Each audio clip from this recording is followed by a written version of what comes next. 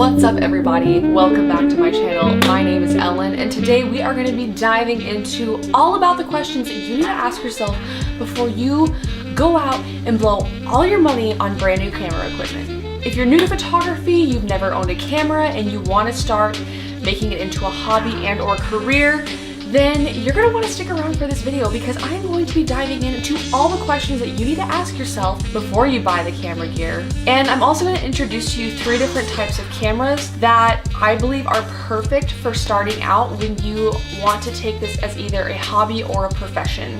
So stick around.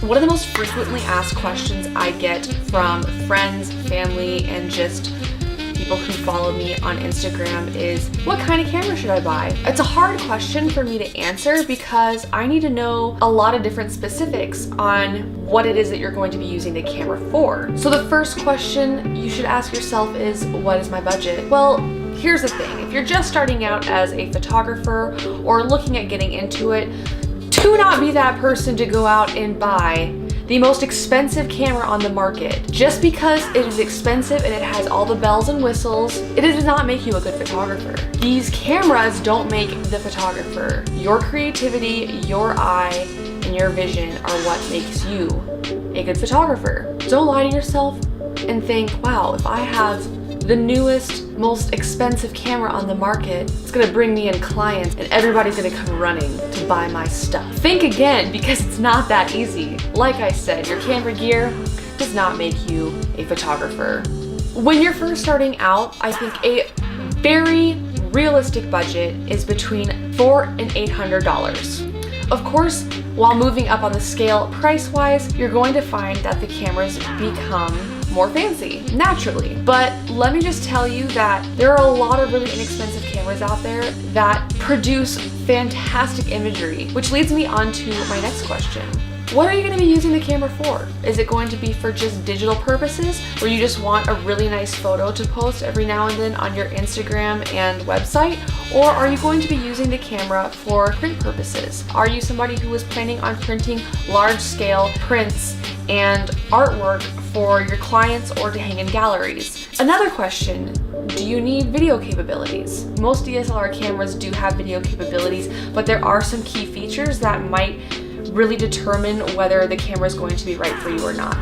Another question is, do you have a preferred brand? A lot of the amateur cameras that are produced by Canon, Nikon, and Sony have so many fantastic features that really can kickstart your career and or hobby as a photographer. They all make excellent cameras and they all offer something a little bit different. With those questions in mind, let's dive into the cameras that I think are top-notch and the perfect ones to start out with if you're looking at getting into photography as a full-time hobby or career. So the first brand we're going to talk about today is Nikon. This is actually the camera company that I started out with. So the first camera that we're going to dive into today, which is an excellent camera for those who are just starting out, is a Nikon D5600. This camera really can do it all, especially when starting out. This is going to really familiarize yourself with apertures, shutter speeds, ISOs, and white balance. This is going to be a little bit smaller in size than, of course, a professional grade camera. It's going to be easy to hold in your hands. Nikon does make pretty lightweight cameras, as I actually started out with Nikon cameras and just recently, as of last year, switched over to Sony. So if you're somebody who needs something that's going to be lightweight, this Nikon camera could be for you. Another thing when looking at cameras is where the buttons are placed. Of course, when you're first starting out, you're not going to know what it is you like and where you want your buttons to be. For the most part, cameras are relatively similar in the setup on the outside of the camera body, but if you're somebody who is going to be vlogging, pointing the camera up onto yourself, or you're going to be shooting from weird angles, the flexibility of having the screen come in and out and move all around is really going to help you with just those things. But I think it's a really nice feature when you're just starting out with photography and maybe you don't know if you want to do mostly video or photography. this kind of gives you the best of both worlds. This camera specifically has 24.2 megapixels, which is a really nice for a beginner photographer. This camera would be really nice for social media purposes and online purposes, as well as printing. The more megapixels you have in a camera, the more detail you're going to have within your images. 5 frames per second is plenty unless you're planning on being a fast action sports photographer. The ISO range is pretty good. Do keep in mind when you are looking at shooting in lower light, you want to make sure that your camera does really well in low light, and that's something that would be worth looking at into the specs and seeing some of the reviews of how well a high ISO does on the camera. You also have full HD for video capabilities with this camera. 1080p is really all you need. I don't think 4K is necessary unless you're planning on filming high definition films, but when you're first starting out, 1080p is all you need. Now, a really cool feature of this camera is the built-in Wi-Fi. If you're somebody who is going to be taking photos of yourself, or you want to be putting on a self timer, when a camera has Wi-Fi, a lot of these cameras have an app that you can download on your phone, and you actually can see what the camera is pointing at and what's in the frame through the phone app. And you can control your settings, aperture, shutter, ISO, and everything through the camera from your phone. And look right here, they have the shoot and share where you can actually shoot your photos instantly and transfer them to your phone. So if you really want quick sharing capabilities to your social media platforms, this camera has that capability, and I think is a really nice feature. It does have a really fast performance, freeze action in its tracks. Okay, whenever your subject is in the frame, one of the 39 autofocus points, 39 autofocus points is pretty good, giving fast track capability to focus on your subject if they're moving. That's a really nice feature to have in a camera. Low light, okay, low light says that it does a pretty good job, but you really got to go into the reviews and see what the low light actually performs like, because of course Nikon is going to really rev up that low light capability. And of course with this camera, it has all the capabilities. It does have an on-camera flash, which if you're somebody who does want to start working with flash photography, it does have a hot shoe at the top. Most cameras do, where you can put an external flash. I never suggest using the on-camera flash. I don't think it's necessary. If you're going to be using flash photography, buy yourself an external flash. It's going to produce so much better light for you than the flash that's built into the camera. And that's pretty much all the specs within this. This camera actually runs for a really good price. Let's go over to actually the B&H photo right here. So here's a tip. I always look at all the specs and everything within the camera site itself. So if I'm looking at a Nikon camera, I'll go onto the Nikon site, look at all the specs and see all the capabilities that it has.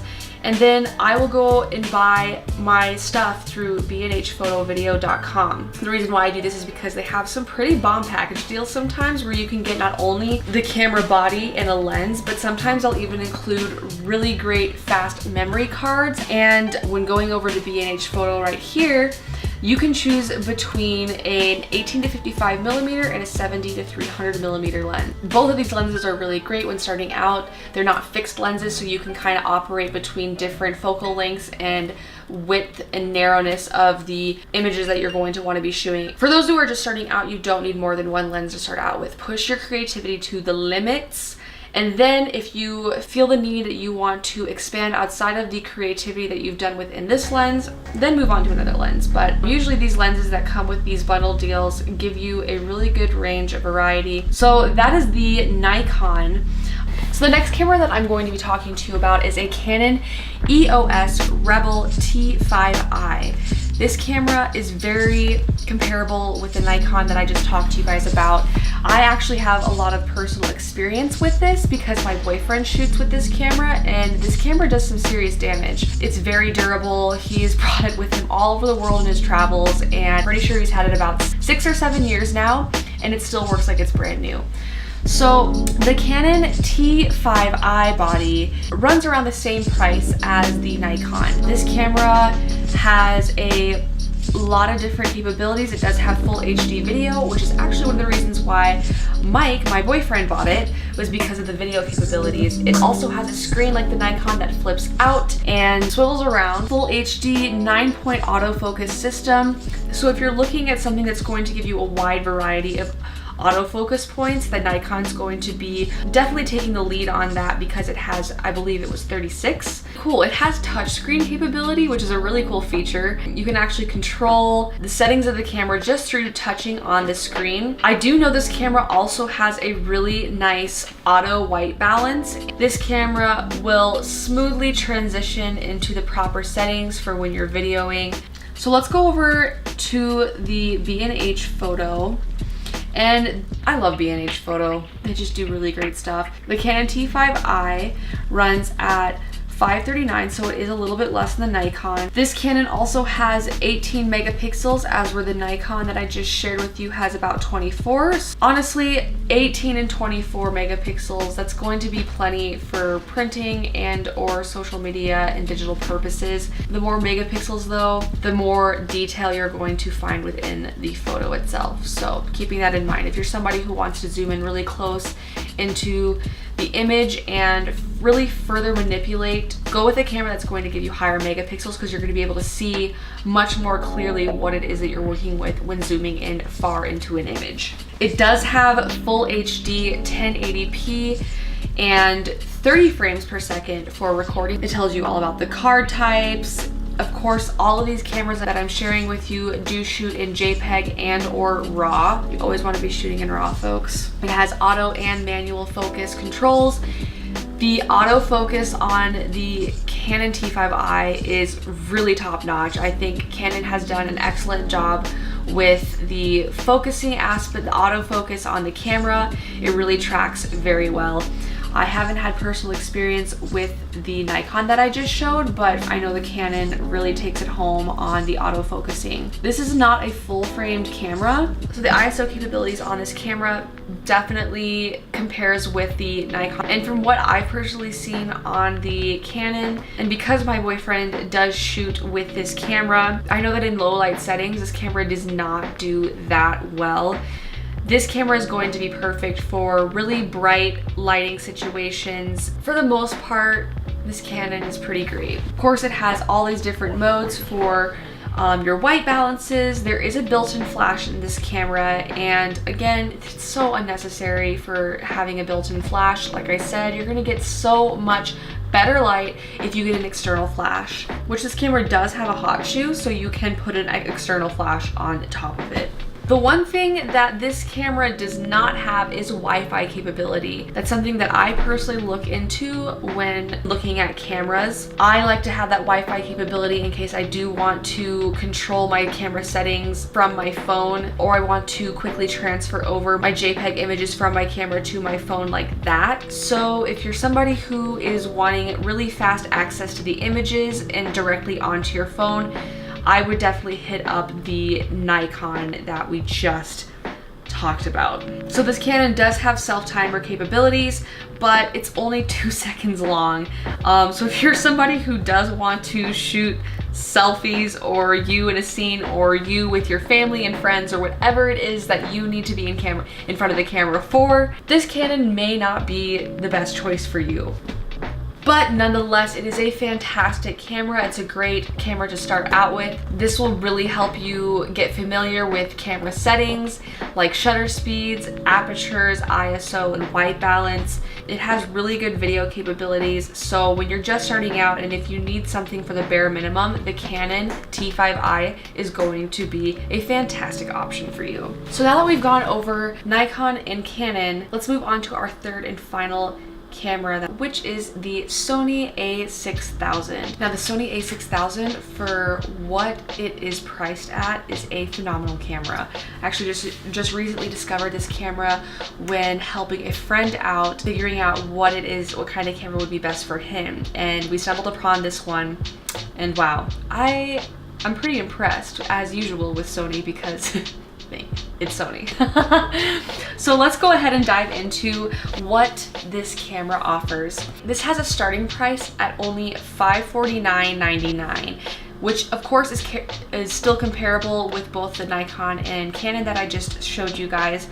But this one has some really cool features that I think take it home for me. One thing I will note about this camera though is that it does not have a swivel screen, but it does have Wi-Fi capability. So if you download the app on your phone that is compatible with your Sony camera, you really don't need that screen. So the Nikon and the Sony both have Wi-Fi capability. The Nikon has the swivel screen, but the Sony has the Wi-Fi capability to where you can easily access and control all of your settings from your phone to your camera. One of their highlighted features here is their autofocus. From being a Sony user myself, the autofocus and capability that Sony produces is fantastic. They do such a good job at autofocus tracking, which is great for video and for when you're shooting portraits that is going to be more fast-paced and lifelike, like something that I shoot. It comes with 3 different color options, so if you are into the look of the outside of your camera body, then you have options to choose from, which is pretty cool, but I don't think has sold me on the reason why to buy the camera. The sensor is fantastic. If there's one thing that Sony does better than any of the camera companies is the crisp detail that it puts out. Oh my gosh, if you are somebody who really values the crisp detail in imagery, sorry, Sony just takes it home for me. That's just my opinion personally. I've shot with Nikon. The college that I graduated from was sponsored by Canon, so I am very well versed in both Nikon and Canon cameras. But Sony, all right, Sony, let's talk about you because you produce some good work. That's why I switched over from Nikon to Sony, because of the sharp, crisp detail that it produces. I love it. So sharper details, faster autofocus, which being a personal user of their stuff, I absolutely stand behind that. It does have 24.3 megapixels, which is very comparable with the Nikon that I just talked to you guys about. It has a CMOS sensor, which is fantastic. Out of all the cameras that I just showed you, this one definitely has the highest ISO capability. And another thing that Sony does fantastic with is low light. If you are somebody who is going to be shooting in very low light settings, and you need to have a camera that's going to be able to handle really dark lighting, but you still want to retain crisp detail without a bunch of noise and fuzziness, again, Sony takes it home. I've never ever had an issue with shooting in low light with my Sony. Granted, I have a much more professional grade, the Sony a7R III, but their Alpha series, which this one is included in the Alpha series, they're amazing. They do such a fantastic job, and for this price, you really can't beat that. This one has 11 frames per second, so this one exceeds what the Nikon and Canon produce. So once again, Sony, you're killing it. You're selling me on this. It does have full HD, 1080p, 24 frames per second, so you do have a pretty good quality of video capability within this camera as well. It's really small, but it is heavy duty. They are a little bit heavier in weight, but their size is smaller than most Canon and Nikon bodies. So if you're into a smaller size and don't really necessarily mind a little bit heavier weighted camera, then you might want to check out Sony. This one does have a built-in flash. It also does have the hot shoe, which is great for external flashes. Another thing that's really cool with Sony too is if you do have an external flash with Nikon, I'm not sure if they have it with Canon, but I know when I got my Profoto A1 and I had not bought my Sony yet, one of the main reasons why I was able to transition over to Sony was because the Profoto A1 not only works with my Nikon, but I can also put it on top of my Sony and it integrates seamlessly. I have no issues with putting my external flash on top of my Nikon or on my Sony. So that's something that's really cool about Sony, is it does have the capability of interchanging different accessories like flashes. Huge selling point for Sony. They've done such an excellent job with being so compatible with other brands, especially if you're switching over. This is actually what my Sony a7R III does with the camera display. It does pop out so that you are able to put it on lower angles without you putting your entire body on the ground, but it doesn't have a swivel screen to where it pops out on this side. I personally love the capability of it popping out to the side. That way I can see what it is that I'm pointing at if I'm pointing the camera toward myself. Even so, since it has the Wi-Fi capability, this camera, it really does it all, especially for this cost. Okay, cool. This is really, really sweet. So another really cool thing about Sony Alpha series, I don't know if it goes for their other series of cameras, but I know the Alpha series, when looking through the viewfinder and adjusting the settings, The actual picture itself will show you exactly how the image is going to come out. Instead of just relying solely on your light meter in the camera, you can actually see what the camera picture is going to look out before even taking the photo, because the LCD screen, as well as looking through the viewfinder, is going to show you what the image will look like before even shooting it. It adjusts to the light through the screen before taking the image. And that is so cool. When I switched over to Sony, I have not had a single blown out or too dark of image. I'm able to see my histogram right on the corner of my screen and or viewfinder, so I can always make sure that my histogram is well balanced for the light settings that I'm going to be photographing in. Of course, it has interchangeable lenses. All of these cameras do. This is a mirrorless camera as well, so the shutter is going to be a little bit more quiet. I really haven't noticed that much of a difference between my Nikon and my Sony camera. They both make a sound. It's just a tiny bit quieter. It really isn't that much of a difference. Here we go.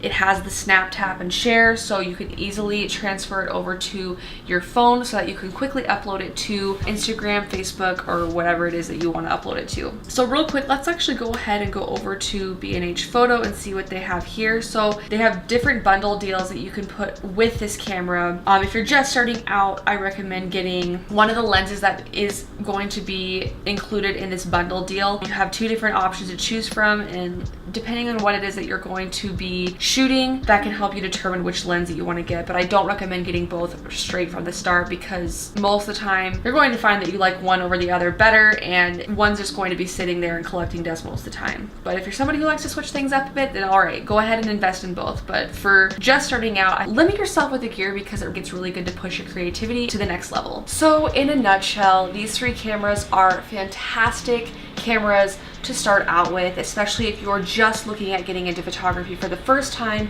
or you just simply want to upgrade to a new camera in general. I think these are really great cameras, and everything that I just went over, keep in mind for video and or photography purposes.